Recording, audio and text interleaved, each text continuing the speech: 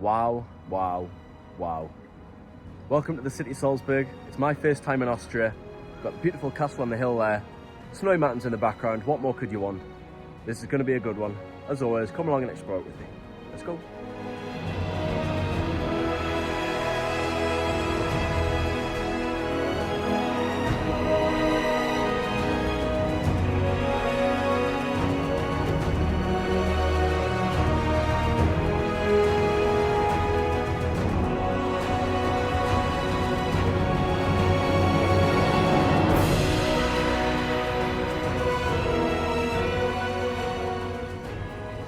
Anyway, so just in the main square, there's plenty of these lovely statues here, but unfortunately, they do seem to be covered up. I'm assuming they're doing some sort of restoration work, but more importantly, we've got Salzburg Cathedral right behind me here, which looks absolutely incredible.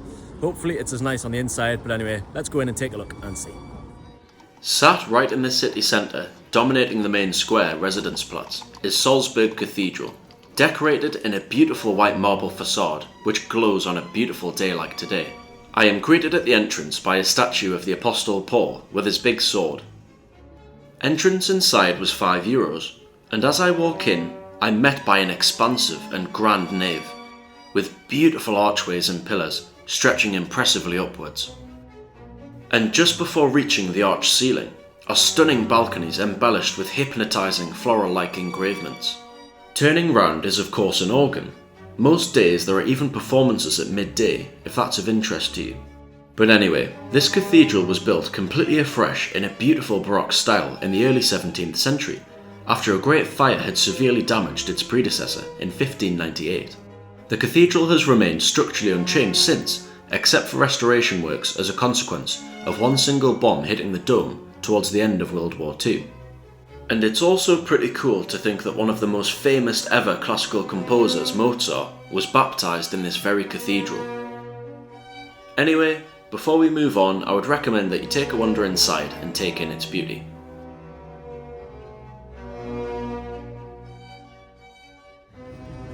Wow, well that really was beautiful inside. Anyway, there's no real plan for now, so we're probably just going to wander around for an hour or two, see what we find as always, you know with me, no itinerary. Anyway, let's have a little wander.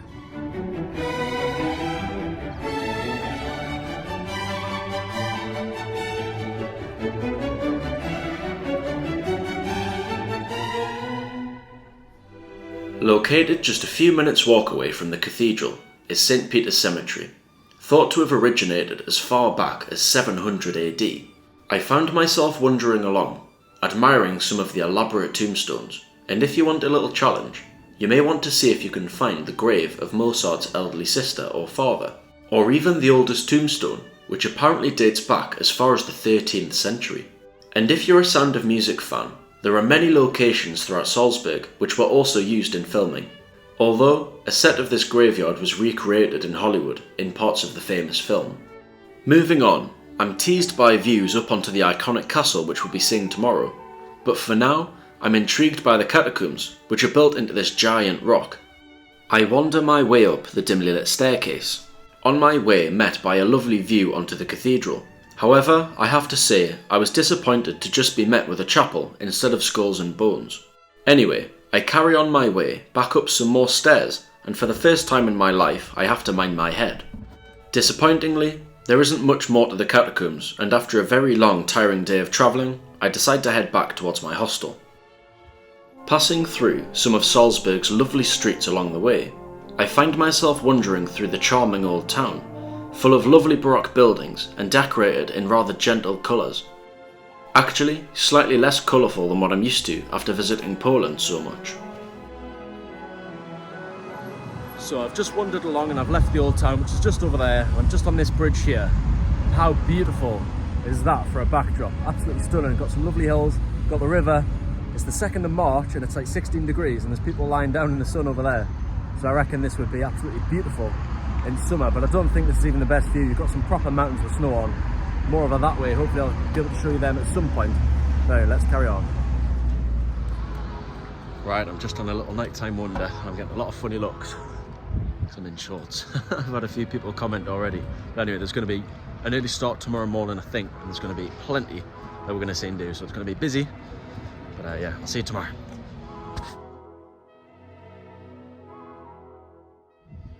Alright, so good morning. Just leaving the hostel there. It is about 8 o'clock on a Sunday morning.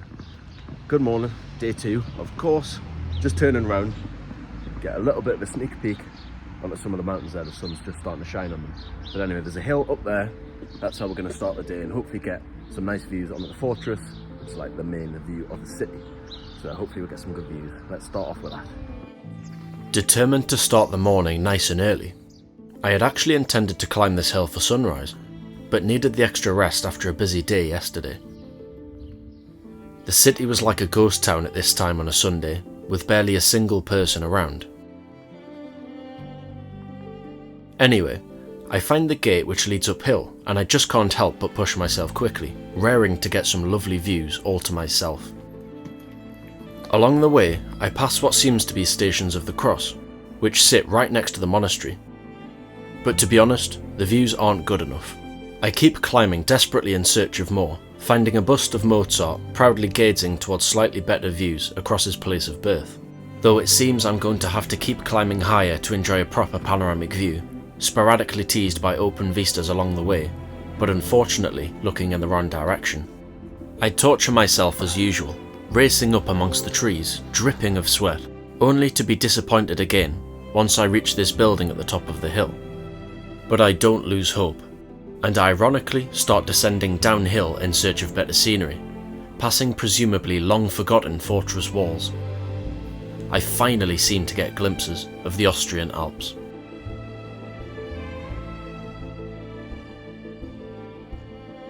And I couldn't help but get excited when I had at last found the spot I'd been looking for.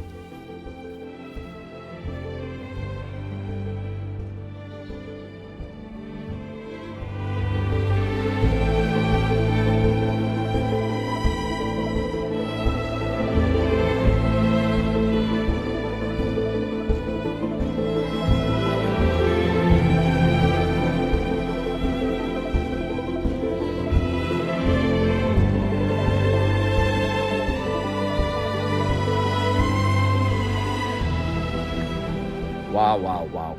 Take a look at that for a view. We've got the castle just sitting on top of that little hill there. And of course, we've got the beautiful mountains coated in snow just behind that.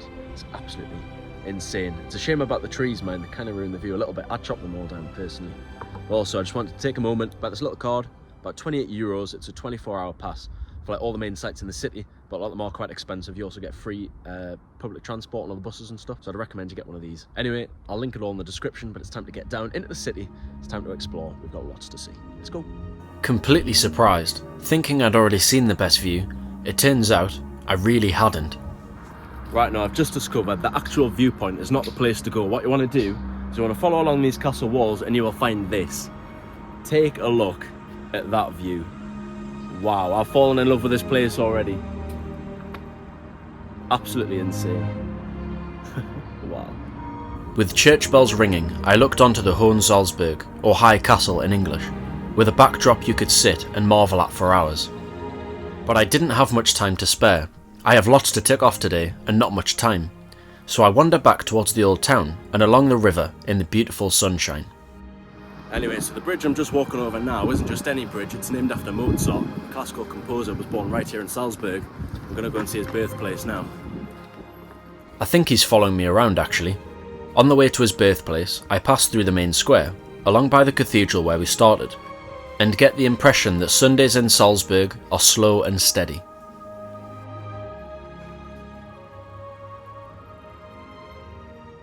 Anyway, now I think it's time for a change of music, having just arrived at the birthplace of one of the greatest ever classical composers.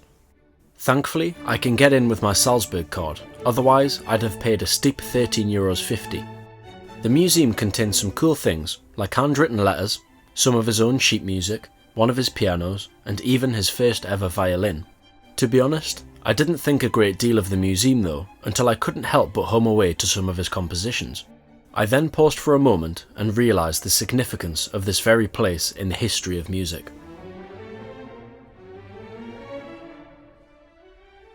Now taking to the high street, the thing which stands out to me the most are the street signs. They add beautifully to the charm of the city. The mostly iron signposts give a slight medieval allure to Salzburg's main street, which I won't even try and pronounce. Anyway, I wander down the end of the street, turn the corner, and I'm greeted by this lovely monument which dates back to the 17th century. It was used to wash horses, which you may be able to tell by the ramp which leads down into the water. Then, these little statues reminded me I need to get back to the gym, and this really cool tunnel also caught my attention, which is actually over 200 years old. But for now, it's time to head to the castle on the hill.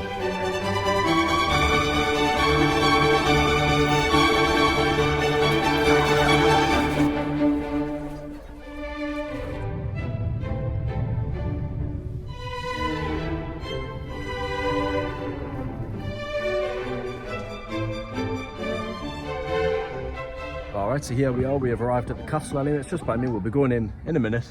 We're just admiring these views for a second. Although I don't think it's as good as what I saw earlier because I was looking at the castle.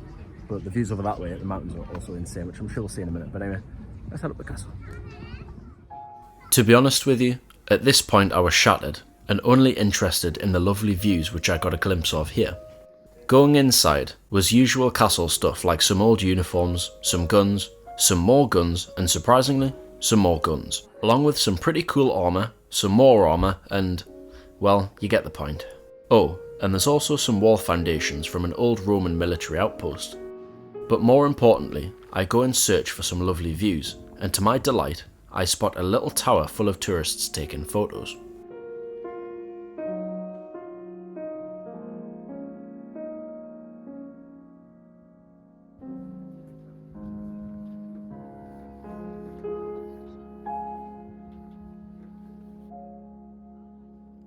And saving the best till last, this little side quest is what made visiting Salzburg truly special. Here's a little clue. So here we go on a proper little adventure to round off our time in Salzburg. It begins by getting on the 25 bus, leaving the centre of Salzburg behind, and venturing south only about 30 minutes or so. After a nice little relaxing journey, I arrive at the Untersberg Bahn cable car, which seems disgustingly priced at €28, but thankfully it's all included on my little magic Salzburg card. Beginning the ascent, I'm not quite sure what to expect. Suspended in the air, I somewhat skeptically anticipate being stuck in the clouds, or worse, being trapped in a tourist hotspot. Although, it is impressive how quickly we picked up altitude, ascending above the snow line and being able to enjoy the magnificent views which accompany it. After a brief 10 minutes or so, we arrive at the top, where there is a cafe and a proper viewing platform. Oh, right, it's a bit chilly, so I've got my coat on. There is an official viewing point there, but there's a few too many people for my liking. So I'm going to try and climb a little bit higher, and see if I can find a spot all to myself. Walking unwaveringly along, but also somewhat aimlessly, I head in the direction of up.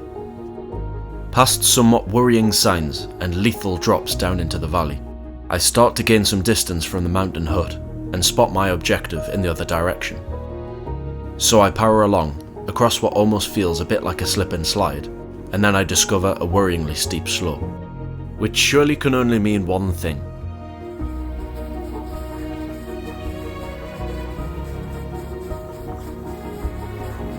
I stop for a second to take in the view, before realising that I don't have much time. Pushing myself up the snowy slope maybe a bit too quickly, and narrowly avoiding slipping a few times, I at last get a glimpse of the cross on the hill.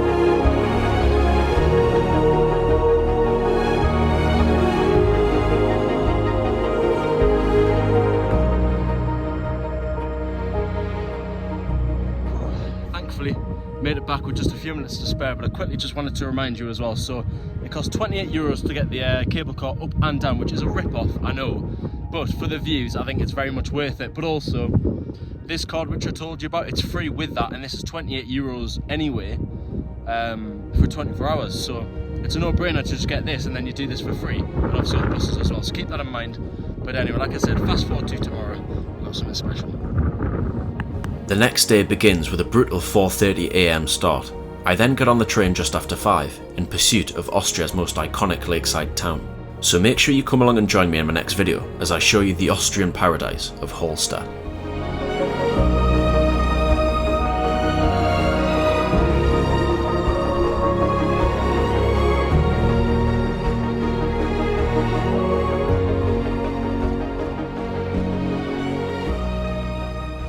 Well, I think it's fair to say this place is absolutely incredible, but I really hope you did enjoy my video of Salzburg. I put a lot of time and effort into it. So click the subscribe button if you want to see more videos like this, but also if you want to come and join me on my trip to Hohensalzburg. I'm also going to Vienna in a couple of days. There'll be a video for that. Keep your eyes peeled for those. Leave a comment if you did enjoy it, and I'll see you soon. Goodbye.